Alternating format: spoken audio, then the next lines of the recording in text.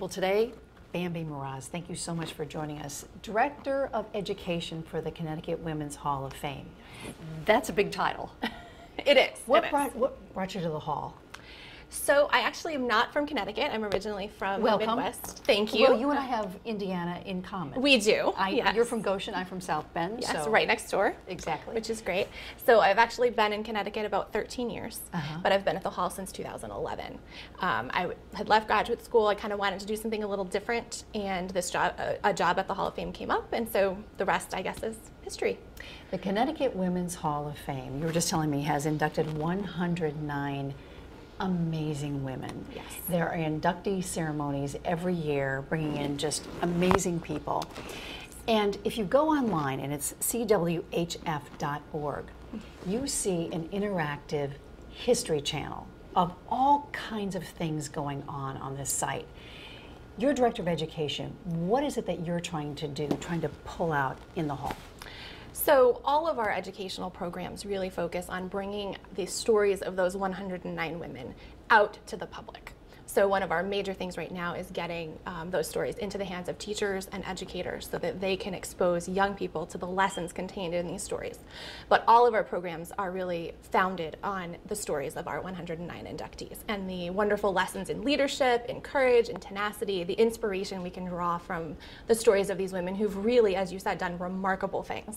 And a lot of people don't know about them. No, they don't, and they need to take time to understand how far women have come. Absolutely. In particular in the state of Connecticut. Helen Keller is on there, Rosalind Russell, who is an actress, Katharine Hepburn, Governor Grasso, Ella Grasso. Name some more names of folks that you haven't inducted through the years. So a lot of them are actually very little known. So one of my very favorite inductees is Isabel Kelly, who basically created the food stamp program, now the SNAP program, back in the 60s under President Johnson. So she's a story that isn't very well known. But then we do have, as you said, the Ella Grassos, the Katharine Hepburns, Marian Anderson, who lived in Connecticut at the end of her life, famous opera singer who broke through racial barriers. This year we have a wonderful slate of inductees. I mean, there are just so many stories out there. Artists, sports figures, really across all fields. A lot of firsts. So, for example, the first woman to represent Connecticut in Congress, the first female dentist in America, Emmeline Roberts-Jones. There are just so many stories that it's really hard to kind of whittle them down to just a handful. For folks who have not been on the website, take them through what they will find on this website. And I've been on it many, many times. And in particular, as a Director of Education, young women, young boys, whomever, what are you going to see in that particular portal online?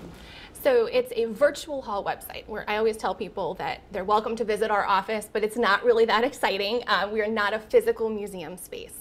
Instead, we have this virtual hall, so you can come 24 hours a day, 7 days a week, and learn about all of the inductees. So each inductee has her own profile page where it talks about her biography, her accomplishments. We also have relevant links, some video material, and then other parts of the site really allow people to explore our educational programs. So our Talks on the Road programs, where we have speakers that go into libraries and schools across the state, our traveling exhibits, our brand new DIY history program, which is the latest addition to our award-winning programming lineup, as well as our induction ceremony events that happen each year.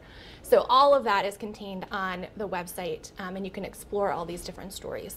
And you know, we have other areas where you can kind of view a timeline that puts the stories in context. There are just lots of resources available. You can spend hours Absolutely. there, which I have done. Just sort of, you know, you go on one portal, and then it takes you over here, and exactly. What kind of help can the hall use?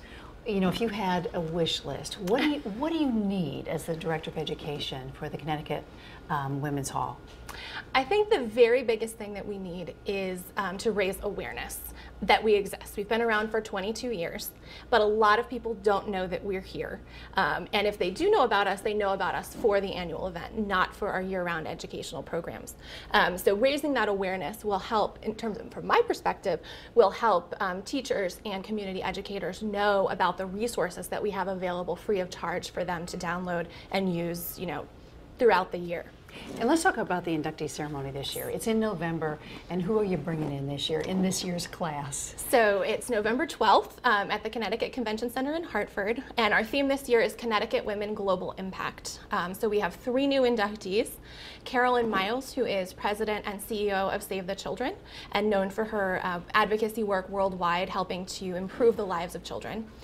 Indra Nui, who is the chairman and CEO of PepsiCo, so kind of we're balancing the nonprofit and the corporate side there with 2 top women on the international stage. And then our historic inductee this year is Margaret Bourke-White, who was the first female photographer for Life magazine, as well as being one of the first women to cover foreign wars as photojournalists. So she was actually embedded with troops during World War II, and I mean, some of her photos are some of the most iconic photos of the 20th century. For somebody who comes to this induction ceremony, what do you take away from this? Just how great Connecticut is, and how, you know, its women are wonderful and well-rounded and smart and articulate. What do you take away from this?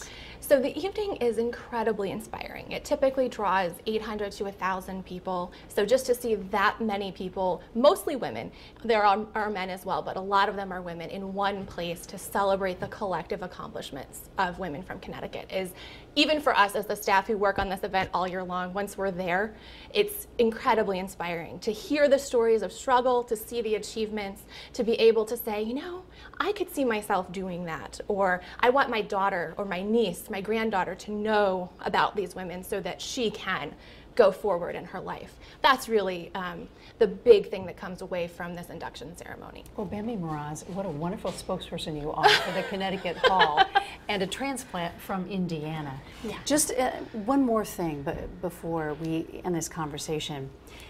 Have you seen other states that are doing the same thing that we are, and are they doing as good of a job? Because it is so comprehensive.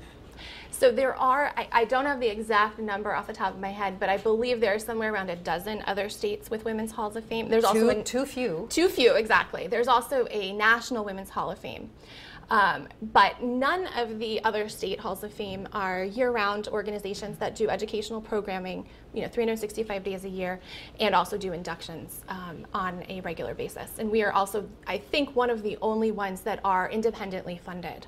So many of them are under the auspices of a university or a library, or are part of the state legislature in some fashion, which has pros and cons, obviously.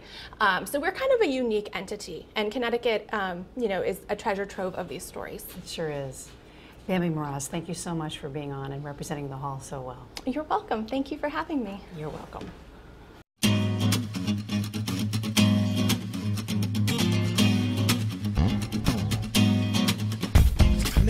Pursuits when one they send. Who is this girl I spend all night kissing? And if one was right here, then who else is missing? Got a little sidetracked to find myself wishing I could find the keys to the door, but it's also a metaphor. Need to keep locked in the grocery store, but mine just to save time. Skip right ahead to the last ride. The harder we look, the less